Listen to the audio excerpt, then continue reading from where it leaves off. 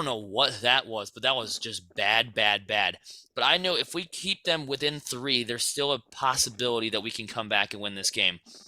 And then they score to make it 9-7 with 10 minutes to go. I'm like, this is a whole new, different ball game. And that's exactly what it was, because then they fired in another one to make it 9-8. And then we thought Chris Cloutier tied it, but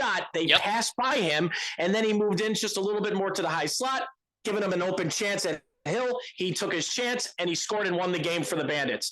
That's smart lacrosse playing right there, boys. And going top shelf with that sidearm shot. We know that that's the one that dominates defenses and dominates goaltenders. That is Chris CLOOOOOOOOOTCH. I mean, obviously heavyweight player of the game, getting the OT winner. I mean, he absolutely stud coming back, and he was pretty fired up to come back too.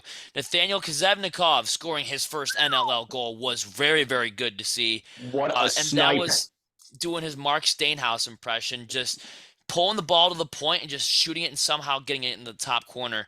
It was a very, I say it was a great first goal, and you get some style points with that too, that's the most Mark Stainhouse goal I've ever seen in my entire life, coming from a player that's not him. So I was like, yeah, that kind of gives me little flashbacks to 2008 up to 2017 or whenever he was done playing, 2018. But yeah, that was a great shot, a great goal. And on top of that, on the ESPN Plus broadcast, right before the fourth quarter started, dropping F-bombs. I knew we weren't losing that game, dropping an F-bomb on live TV. Yeah, Nathan was all into the game and all in for himself too, as well.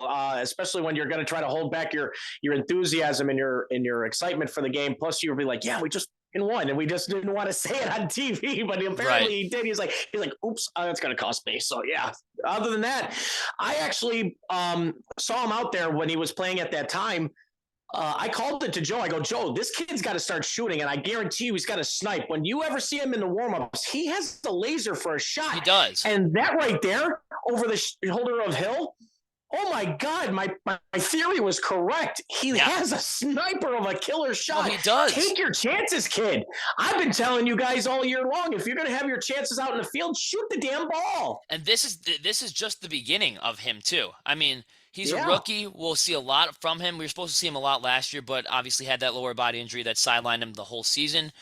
Yep. So we'll see what happens, but it's going to be awesome to see how he continues to keep his game going.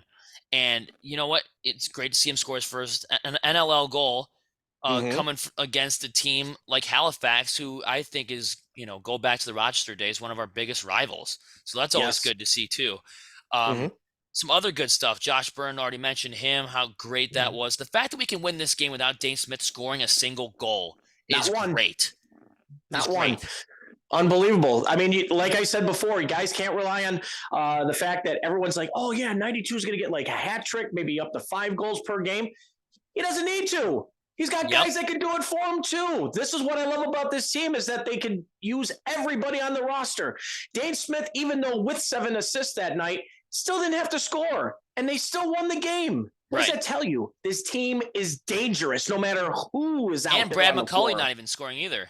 Yeah, he had 1 point, but again, he still took shots. He had he had 1 shot, actually. That was it. He took 1 opportunity, but he was more like a pick and roll guy, setting up for the bigger guys like Chris and Josh and all those other guys. And he almost scored there, too. Hill made like a sprawling save, and he almost scored that goal, I think, to make it a two-goal game, but I think he made a big save and made the stop. But some good stuff because the Bandits take another one in overtime, identical score to last week. This time it was just in overtime. 10-9 was the final score from the KeyBank Center. I think that crowd was electric the whole night. I mean, they never really shut up. I mean, after the first quarter, it kind of turned into the Roman Coliseum. I was hearing some boo birds after the first quarter from some of the fans in attendance there. I'm like, first 15 minutes, the Bandits didn't score a goal, but they were getting a whole bunch of chances, and Oh, at least applaud. I mean, we don't want to be those fans that boo our team. I mean, that's like Sabres fan type stuff.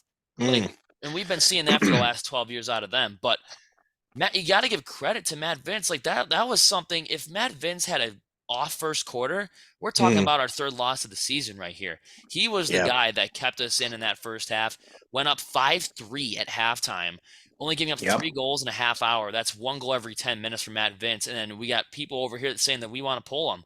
And then there was one post on Bandits Mafia, which we should get into in a little bit, just to address what's going on there, saying, where are the Matt Vince apologists now after the Ryan Benesh goal? Listen, they score wacky goals all the time, and I got to admit, I was kicking the coffee table in front of me watching this game after I saw that goal happen, because I was thinking, oh my God, we were tied 6-6, and he's going to let that one in. I mean, 2 feet in front of this restraining line, he takes a stupid underhand lucky shot that goes through the 5-hole. That's just Ryan Benesh. That's just Benny being Benny right there. Only Ryan Benesh is going to score a goal like that. But you also got to take into account here, Matt Vince is 40 years old. He's not 28. He's not 27. He's not in his mid-20s. Nope. He has the tendency to let in soft goals, as most goaltenders do when they get to that age. Nick Rose lets in soft goals all the time. And I don't see the Rock fans treating him with disrespect like some of the Bandits fans here are. I understand you want to establish a winning culture, and the Bandits have, and you really want that championship. But you got to look at where you're pointing the finger. I mean, you got to look at players like Dylan Robinson that misses wide open empty nets on a rebound, instead of looking at Matt Vince as the guy to be the target of all things scrutiny. I mean, if I was a first time joining Bandits Mafia Facebook group or watching a Bandits game, I would think, just by looking at the posts that people say on that Facebook group, that he sucks. If I looked at it for the first time, I would think, oh, this guy must be horrible. Everyone's talking all this crap about him. And then when you go to the record books, oh, Matt Vince is here. He led this team to a three-peat from 2012 to 2014. Yeah. You guys got to settle down. And some of the other posts that I've been seeing, like, I do my underrated Bandit of the day, and there's always two people that want to argue, how was he underrated, and give me reasons X, Y, and Z, and say that I'm ignorant to the sport, even though I've played the sport for many, many years, and I've watched the Bandits for many, many years. You have these guys in here. The only reason why we have this Facebook group is because we all love the Bandits. Yes. It's these old fogies that want to start instigating fights on there because they thrive off of conflict and drama. Man, listen, no point in doing that, guys. I'll post my stuff. If I say Dylan Robinson, you have to hit that empty net goal, and somebody says, well, it's a lot harder than it looks to score on a freaking empty net goal. Like, are you kidding me? Like, I understand, like, backing up your boys, but, like, you're looking at an 8-6, 9-6 game, and I said, well, if Dylan Robinson scored that goal, where it's a totally different game right now. And then I don't know if they're, like, related to him or whatever, but they were just giving me crap, and I'm like, this is ridiculous.